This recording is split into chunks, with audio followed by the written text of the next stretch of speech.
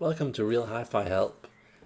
So I have a very interesting video about audio room clubs that you can lease, or how do you say it?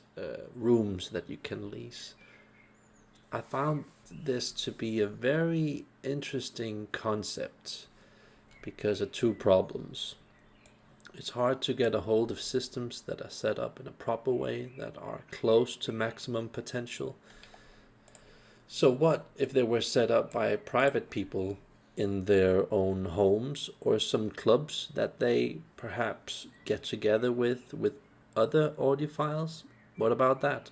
And um, and then there's the second problem of sometimes you just want to listen to good gear without having to pay the steep price of actually having to own it, because it's anyway going to sit there a lot like a car being unused for, like, I don't know, 90% of the time. So this is just an interesting alternative vision to how I see the market moving in. Maybe I might be completely wrong, but this is just how I envision it. So just try and imagine you go online, you book 1 out of 10 rooms, maybe in the area where you live. Let's just say you live in Berlin or Russia, somewhere in Russia. You go on your app online, wherever it is, and then you see this system close to you. It could be an Acufay system, low-level Macintosh, Nate, Hegel, YBA, Krell, Negra, Spectral, whatever. Whatever you kind of feel comfortable listening to. Maybe it's some gear that you're considering buying. Maybe you're just curious to see how it sounds like in this area where you live. You then book the system, the sound system, according to the time. So for example, 30 minutes of sound would be $5, just putting a random number out there. Maybe it's only $2, whatever. Or 60 minutes, $8, and then, the more that you add on, the more of a discount you get. 2 hours being $15, just an example. I think that if we do this, it helps keep the industry alive and people curious, so that you have an alternative to stores, hi-fi shows. Because right now, people kind of need a problem to visit a hi-fi store. Like, my tone arm broke, or I thought about buying a turntable, but how will they even think about buying a turntable if they haven't even heard a turntable before? Because they probably only have like 1 or 2 hours a week where they can look into stuff like that. So they will, of course, have to visit other people to know of that demand. And I'm just thinking about this situation here. I paid about, I'm guessing, $80 to visit a show where 90% of it was unbearably bad, and where the traffic, car traffic and parking was crazy. And it was like $80 for that experience, listening to about 30 systems really fast within about 1.5 hours. And I just think that that's just not how hi-fi is supposed to be. It just gives people a completely wrong impression of, like, this is, crazy expensive and you're never going to get a lot out of your money. Whereas what I'm proposing here is kind of creating an alternative to the world that we have right now, where people can visit these local systems in their countries or regions or wherever. And what we do is, for example, here we create a sort of Airbnb booking.com system where they just go and book a system. And of course, if it's a more public system, if it isn't set up in your own private home, maybe somewhere else, then perhaps you want to go to some bigger degree of protection, like putting it behind protective glass, putting it on a second floor so people can't run out with the gear. I'm of course just airing out a lot of ideas here, but it's just something that I considered like, wow, this could actually be very, very interesting. You could also just go into, this is a different way of thinking about it. You could go into GoFundMe or Kickstarter here. This is GoFundMe. And for example, Ron from New Record Day, he made this binaural dummy head thing where you can listen to some high quality sound clips with that stuff. I'm also going to support that very soon. I just thought it was a very cool thing to do. He's almost reached his goal, as you can see. And Kickstarter here, this is for example one of the better projects here. So basically those projects here, you just donate and then somehow you get some kind of a product out of it, which is a fantastic concept. Crowdfunding, fantastic concept. I'm just thinking maybe we could do this somehow in connection with making systems that aren't directly yours, that you own, somehow available so you can listen to them. A bit like a joyride type of thing. Hansa Park, they have something in Copenhagen called Parken. I don't know what it's called in all these other countries, but amusement ride companies, whatever you call them, places. We could create a sort of a experience like that, where you just pay a sort of entrance fee, then you get your experience, and then you leave there with a big smile on your face, just having heard that, wow, good sound can exist at this price level, or this price level, or with this brand, or whatever, Just an idea. Or maybe you could instead invest in this as a sort of investor, so you own a certain percentage of that system, so you have the right to visit that person or area for X amount of hours, for X amount of dollars, whatever. I was thinking, personally, I would like to pay a small amount of money so that my friends could buy this or that amp, speaker system, whatever, so I'd have the right to listen to it, for example, 2 times every month for like an hour, especially when I know that these systems are the best in the world. So some of those people that I know have the best systems in the world, and I would love to sort of contribute to them getting a really good DAC, speaker, whatever, new room, whatever. So I feel that I own a part of their system. It just makes it more fun to enjoy the music. I don't know. Maybe you don't feel like this. But I just feel that it's just so damn difficult listening to really good systems. And you could create a sort of, small snobby club that I just described within, the audio YouTube channel industry. Like you have Steve Guttenberg's system you can listen to, or Sean from Zero Fidelity. I don't know. I'm just airing out a lot of different thoughts here. I'm just thinking that would be cool. I'd like to visit Steve Guttenberg and listen to his system, or some other YouTuber, Ron from New Record Day. Geographically, it would be a bit difficult to going to that other part of the world, but it would be fun. It would be fun to try that. I'm just airing out a lot of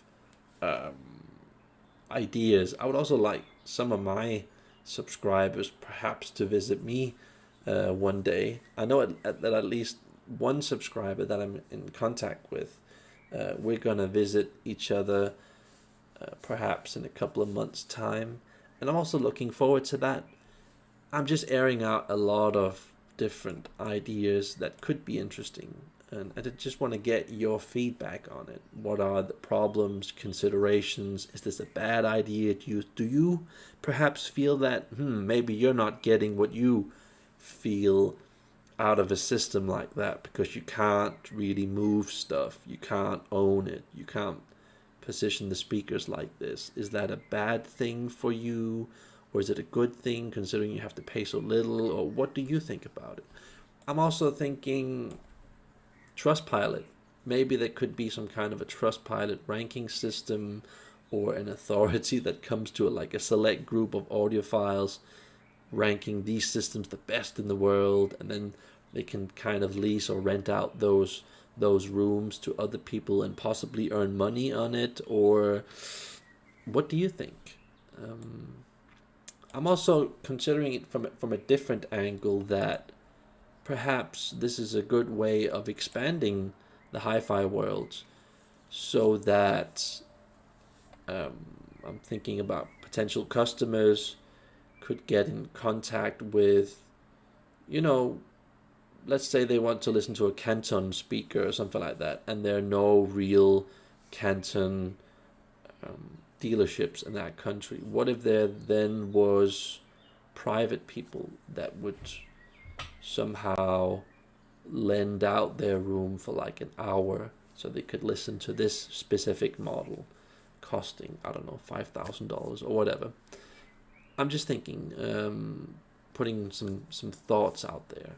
Would that be a good thing? Would that be a bad thing? Would they then, those people that would rent those rooms out, would they then get a small fee for that, or a discount from this particular brand? Let's just say Canton, for example, Canton speakers.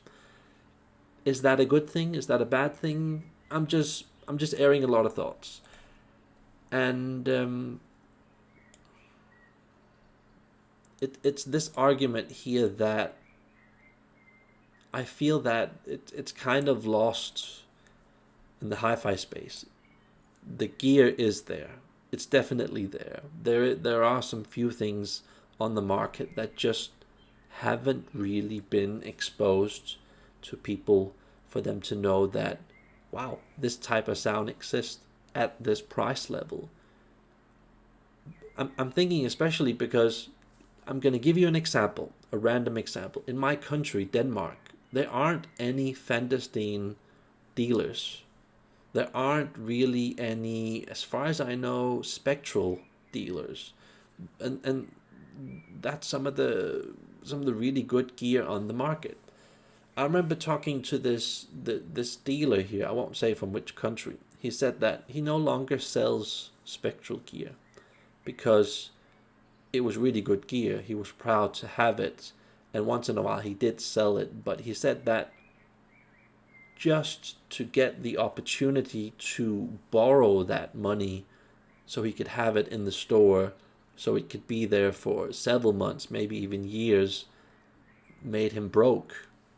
And he just financially couldn't get himself in a situation to put that class of gear in his store. And that's why he didn't keep those brands anymore. And that's why he actually downgraded from that brand to other brands. I'm not going to mention those other brands, but because then you'll probably guess what store it is I'm talking about. But I'm just saying, this is one of the reasons why so much crap gear is available in your local area, in my local area, in other people's local area, simply because a lot of stores can't afford to buy the gear, because it isn't just buying the gear. They have to buy the gear with borrowed money, with interest. And they might not be able to get rid of that gear within a short period of time. And that's borrowed money on top of all of the other stuff. Plus, this is also a good argument. They can't create the conditions. Some can, but a lot of them can't create the conditions so you even hear 20% of the potential. And if you're selling a product that's costing a couple of $100,000, okay, it's a bad example, but let's just say 10, 20, 30, 40, $50,000 for a speaker, an app, or whatever, and it's just, racking up, being, pushed at the back of your store, and no one's listening to it because no one knows it exists, and there's no demo room to proper demo room to show that sound. You're just gonna collect, as a store owner, a lot of debt. And I'm just thinking, this is a possible way of solving that problem. And Spectral is just one example. I think it's, to me, it's the best transistor gear in the world. Some other people will prefer other gear. I totally respect that. I'm just saying this is a great example of why nobody really hears of Spectral Audio and other brands. There are a lot of other brands, for example, in my country, that just don't get introduced because it's an American brand. And when you get an American brand, you usually have to raise the prices to perhaps about twice of what it costs in the States, because they need this extra contact to get a hold of the gear.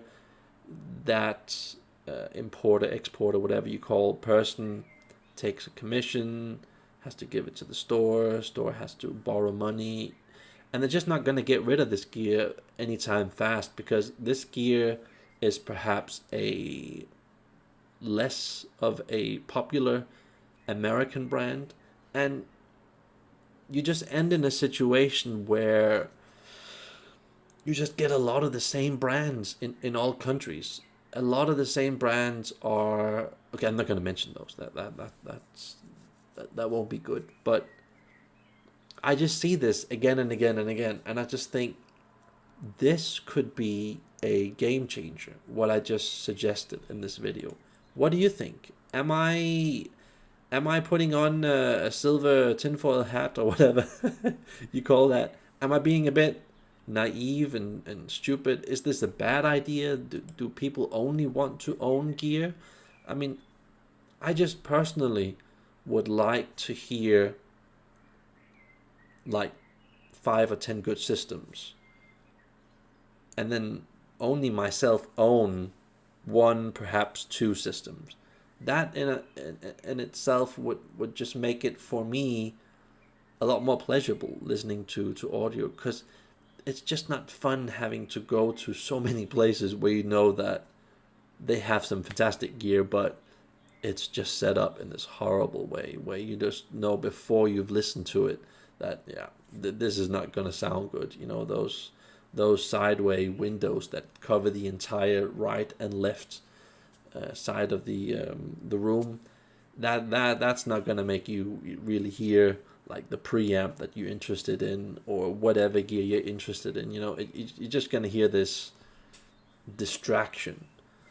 And I'm thinking this could possibly be a way of doing it, or this could also be a possible way of you or someone else earning money on it, and just kind of making, I'm not talking a specific part of the audio market available, but just generally making audio feel more in our lives, seem more relevant, so that more normal people have an audio system. I see so many people, especially in my country, that just don't. It's an ironic thing. Denmark is considered one of the happiest, most wealthy, stable countries in the world, but when you visit a lot of people and compare them to, for example, people in the States, United States, US, whatever you call it, it's funny how they, on paper, perhaps in Denmark, everything looks better and perhaps is to a certain degree better, but they just don't own a lot of stuff. It's a lot of minimalism, and perhaps an iPad here, an iPhone, and then a Sonos speaker system over there, and then maybe one guy in one village has like a Krell amplifier, at another village and have like a Snell speaker that's 35 years old. And it's like I just think that when you create an environment like this, it creates a demand, and people also somehow become more happy. I personally would not be very happy if the sound that I would have to get was through a streaming service, through YouTube on my phone or laptop, or having to go to a concert, you know. But people will never know that that doesn't really make them happy, and that the hi-fi world has so much more to offer them because of this situation that I've described here in this video. Okay, it was a pretty long video. Sorry for making it this long, but I just think that this is a pretty good argument for possibly making something that could look like this picture I just painted. So I hope you guys enjoyed it. Like and subscribe if you can.